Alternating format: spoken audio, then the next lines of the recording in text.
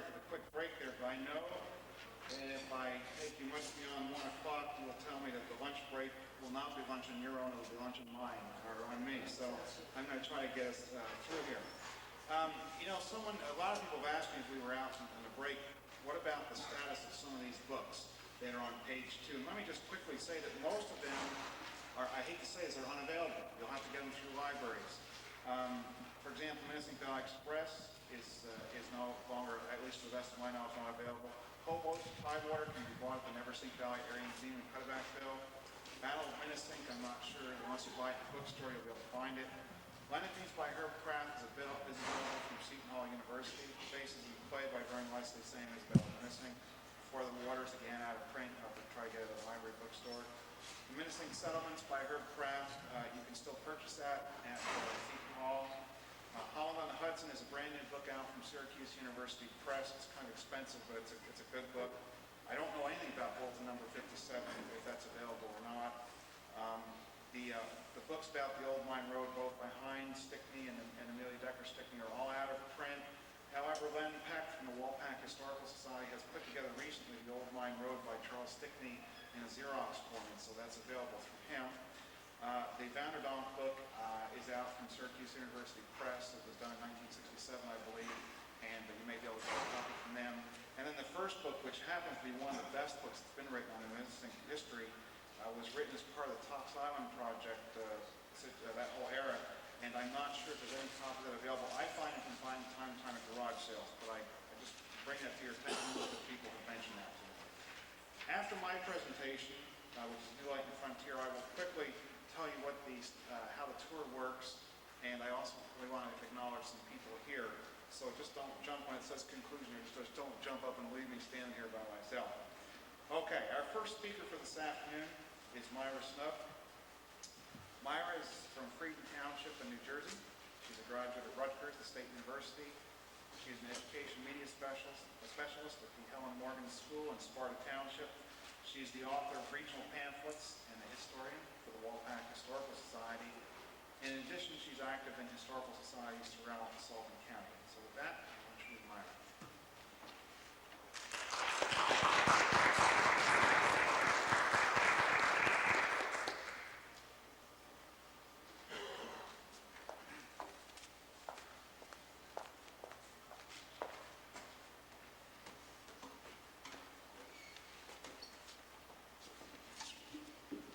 Good morning. To define the Minisink area is difficult because it has come to mean many different things to many people. It can mean the general land area from Port Jervis to Pequari, the island of the Delaware River, or it can mean the town of Minisink in New York State. The area north of Port Jervis was part of the Minisink patent. One of the earliest references to the Minisink is mentioned in the Dutch letters of the West India Company, 1659, with reference to the copper mines at Minisinks. According to Thomas Budd in 1685, the term Minisinks refers to the riverside of both Pennsylvania and New Jersey. It's the rich open land which is occasioned by the washing down of dirt and gravel from the mountains. It's traversed by many streams which are suitable for mills. Today I'll be discussing the life and times of the people as they move southward from Esopus to the Minisinks along the Old Mine Road. An area along the Hudson River was settled about 1652 under the name of Esopus, later to be called Kingston. Because of the nearness of Indians at the time of settlement, settlers found it necessary to live close together in a village, but to cultivate land some distance outside the village. Included in the village was lot number 12 of Garrett Van Campen. His son and grandson later owned a town lot in the village of Minisink below Port Jervis. 6 years after settlement, Esopus was fortified for protection against the Indians. Here you have the blockhouse, the church, and the fortified area. 1661, the village was enclosed in a palisade with 4 gates. This ever presence of the Indians cast an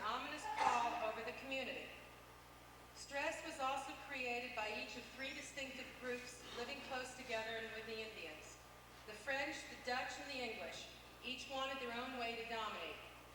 2 Indian wars, 3 changes of allegiance in 23 years form the backdrop of life in the area. To the west of Esopus, there were many Indian towns. It was the corn planting ground of the Esopus Kill, the Roundout Kill and the Wall Kill. The Roundout flows northeast along the west side of the Shawangunk Mountains and empties into the Hudson. A tributary to it is the Wall Kill that drains the east side of the same mountains. These streams were easily forded. Even though the flat ground or floodplain was limited, Director Stuyvesant of the West India Company referred to the area as the granary of New Amsterdam. Klaus de Ruyter, the early explorer we've heard about, had a hut on the Little Esopus in an early date. There are no records of architectural design of the early settlers, and authorities don't agree. It is believed that the early Dutch houses were temporary shelters, such as dugouts or bark.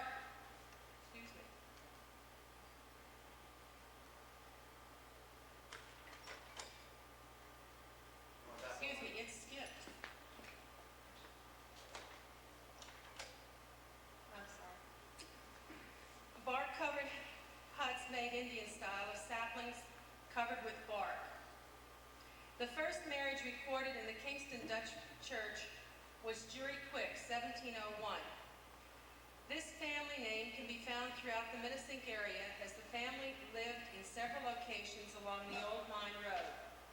Tom Quick, famed as an Indian slayer, was a descendant of this family. In the early 1600s, the Dutch did not concern themselves with road building, and there was no attempt to foster settlements other than near water transportation to Holland. In 1664, because soldiers were stationed at Kingston, roads were laid out as common highways within the town. These were not graded or surfaced. The Justice of the Peace was in charge of township roads by 1701. When the Indians quieted in Kingston, venturesome settlers, wanting greater acreage, went out to the fertile valleys where there was a stream or kill nearby. This migration followed 2 major patterns. Before 1725, some of the settlers moved directly from Kingston to Mahakamac or Port Jervis, or to the Shawnee-Macquarie area.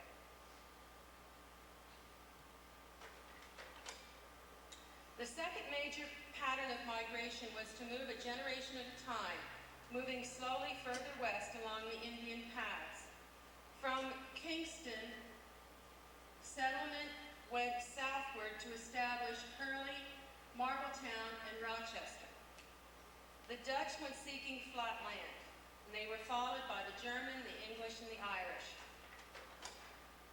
Early settlers were Rosencrantz, Shoemaker, Decker, Hornbeck, Westfall, Depew, and Austintown. Settlers to a new area first built shelters and began to cultivate the land only after houses were well established.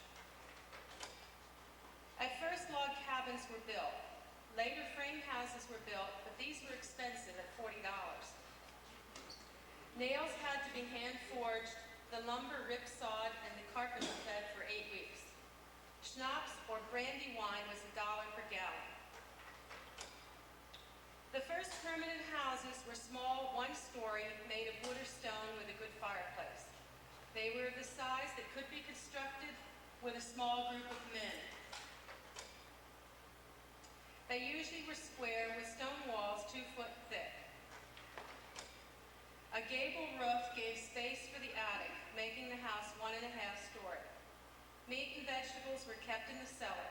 Grain was stored in the attic, along with some of the cured meat. Weaving and spinning often was done in the attic. Cellars were entered from the outside with a hatch under one window, usually at the front. As soon as practical, settlers built a house similar to those of the European ancestry. These houses were substantial and comfortable. Many early houses had a central hall with a Dutch door front and rear. The Dutch door was used to keep animals out and kids in.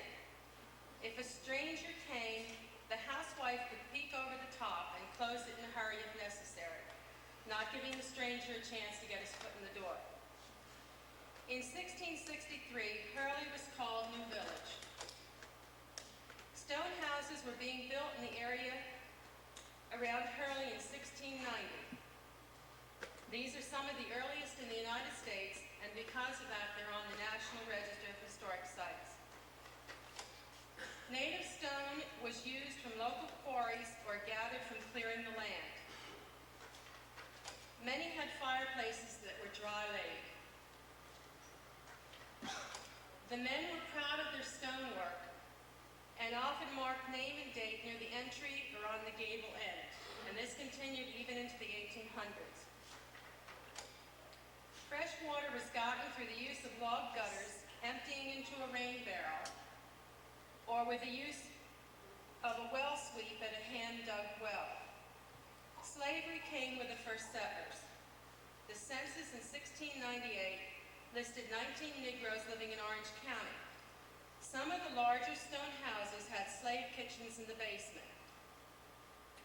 The road from Kingston was little used further south than Rochester before 1690. By then, most of the Indians had moved further west.